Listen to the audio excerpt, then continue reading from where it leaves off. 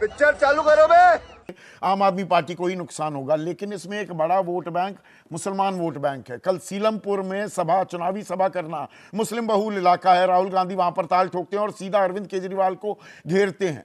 अब मुसलमान और दलित, ये दो ऐसे वर्ग थे जो हमेशा से पारंपरिक वोट बैंक रहे दिल्ली में कांग्रेस पार्टी के, लेकिन वो चले गए आम आदमी पार्टी के पास 2015 से। बात तो सही है। तो अगर मुसलमान वोट बैंक टूटता है, छिटकता है, उसका तो सीधा नुकसान अरविंद केजरीवाल को लेना पड़ेगा ना, उसमें बीजेपी का फायदा नहीं हो सकता। बीजेपी का फायदा तय है, नुकसान बिल्कुल आप नहीं सही हो कह रहे हैं। दलित और मुसलमान वोटों में नहीं, दलित और मुस्लिम वोटों में अगर डिवीजन होता है, जो आम आदमी पार्टी के साथ बड़ी संख्या में गया है, 2013 से शुरू हुआ और 15 और 20 में गया, तो निश्चित रूप से उसमें आम आदमी पार्टी का नुकसान होगा, उसमें कोई दो राय नहीं है। आशुतोष जो कह रहे हैं कि एंटी बीजेपी वोट, एंटी आम आदमी पार्टी वोट में बंटवारा होगा, यही गलतफहमी कांग्रेस पार्टी को थी जब दिल्ली में अरविंद केजरीवाल अन्ना आंदोलन कर रहे थे और कांग्रेस पार्टी चाहती थी कि आम आदमी पार्टी आगे बढ़े, तो एंटी कांग्रेस वोट का बंटवारा होगा और बीजेपी और आम आदमी पार्टी में बंटवारा होगा और शीला दीक्षित फिर 2013 में वापस आ जाएंगी।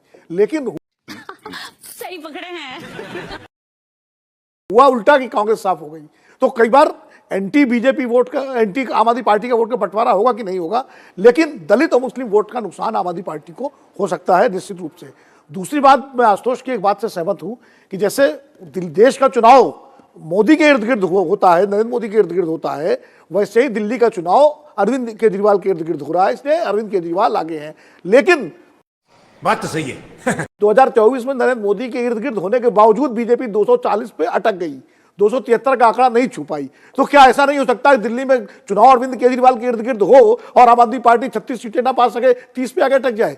चुनाव तो दोनों ही इर्द गिर्द होंगे, तो कुछ भी हो सकता है दिल्ली में। और कांग्रेस जितना मजबूती से लड़ेगी, देखिए बीजेपी का एक वोट फिक्स है, उसका 32 से 34-35% वोट फिक्स है दिल्ली में, जो बीजेपी का काडर वोट है या उसका हिंदुत्व वाला वोट है और दिलचस्प बातें वोट है। बीजेपी का वोट उसको बैंक 5-6 से 38 के बीच, आम आदमी पार्टी का वोट प्रतिशत 53-54 होता है और कांग्रेस आ गई है 4 पर। कांग्रेस 12, 13, 14 पर आती है, यानी कि बीजेपी 40 से ऊपर चली जाए तो यह देखना होगा कितना नीचे आती है आम आदमी पार्टी। यही गणित बनता दिख रहा है क्या आपको?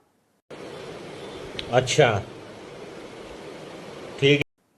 विनोद अग्निहोत्री, बिल्कुल, अगर बीजेपी अपने वोट में 5 से 7% का इजाफा करती है, 5 से 6% का, तो वो जाहिर है वो बीजेपी किसका वोट खींचेगी? कांग्रेस के पास तो कोई वो वोट है नहीं, वो कांग्रेस के पास तो 4.5% वोट है, तो बीजेपी भी आम आदमी पार्टी का वोट खींचेगी। और अगर कांग्रेस भी इजाफा करती है 4-5% वोट का, तो वो भी कहां से आएगा?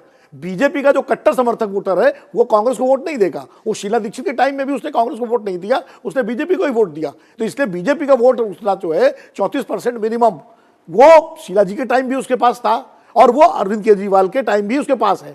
सवाल कि 5 से 7% वोट का है कि कितना वोट कांग्रेस खींच पाती है, कितना बीजेपी खींच पाती है। तो ये सारा खेल इस पर टिका हुआ है। बिल्कुल, तो चुनावी बिसात